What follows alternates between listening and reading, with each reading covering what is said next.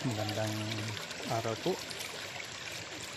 Ang topic po natin ay sa bilangguan sa Pilipos.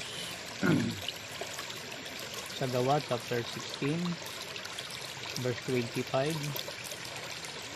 hanggang 34. Nang maghahating gabi na, sina Pablo at Silas ay nananalangin at umaawit ng mga himno sa Diyos, at nakikinig naman ng ibang mga bilanggo.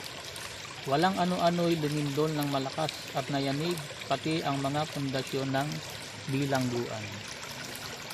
Biglang nabuksan ang mga pinto at nakalag ang mga tanikala ng lahat ng bilanggo.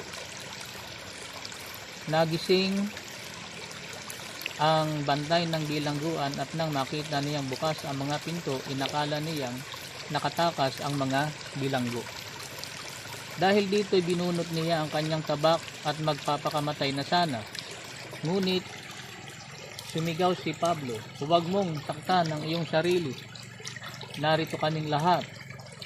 Humingi ng ilaw ang bantay, patakbong pumasok at nanginginig na nagpatira pa sa harapan ni Pablo at Silas. Sila ay nilabas niya at sinabi, "Mga Ginoo, ano po ang dapat kong gawin upang ako'y maligtas?" Sumagot naman sila, "Sumampalataya ka sa Panginoong Jesus at maliligtas ka, ikaw at ang iyong sambahayan." At ang salita ng Panginoon ay pinahayag nila sa kanya at sa lahat ng nasa kanyang bahay. Nang oras ding iyon, hinugasan ng bantay ang kanilang mga sugat at siya ay nagpabautismo, pati ang buo niyang sambahayan. Pagkatapos, sila ay isinama niya sa kanyang tahanan at ipinaghanda ng pagkain. Masayang-masaya ang bantay at ang kanyang buong sambahayan sapagkat sila'y sumampalataya sa Diyos. Ito pong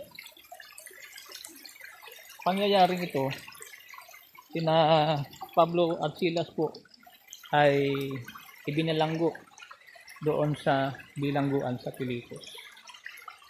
At nang hating gabi na po, itong sina Pablo at Silas ay umaawit ng mga himno sa ating Diyos. Lumindol ng malakas at nayanig po ang pundasyon ng bilangguan. Kaya't nakalagpo ang tanikala, yung mga pinto ng bilangguan ay nabuksan. Kaya't yung bantay bilanggo ay magpapakamatay na sana. Kaya lang ay sabi ni Pablo, "Huwag mong saktan ang iyong sarili." Okay. Narito kami. Wala namang akala nung bantay bilanggo ay nakatakas yung mga bilanggo. Pero dahil sa malakas na lindol, nabuksan yung mga pintuan, nakalag yung mga tanikala. Kaya't itong bantay bilanggo ay nagtanong kina Pablo na paano siya maliligtas. Ang sabi ni Pablo at ni Silas, ang sabi nila ay sumampalataya ka sa Panginoong Jesus at maliligtas ka. Kaya itong bantay bilanggo, ang ginawa niya, hinugasan niya yung mga sugat ni Pablo. Siya ay sumampalataya sa Panginoong Jesus at pati yung kanyang buong sambahayan ay sumampalataya rin at nagpabautismo sa pangalan ng ating Panginoong Jesus. Kaya ito pong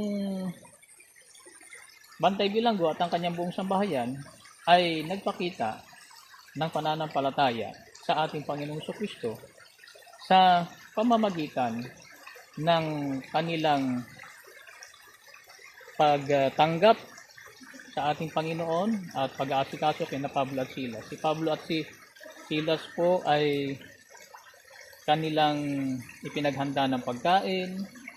Si Pablo at Silas po ay nagturo sa kanila ng aral ng Panginoon. Pinakinggan po nila yung mga aral ng ating Panginoon na tinuturo po ni Pablo at Silas. Kaya ito po yung pagpapakita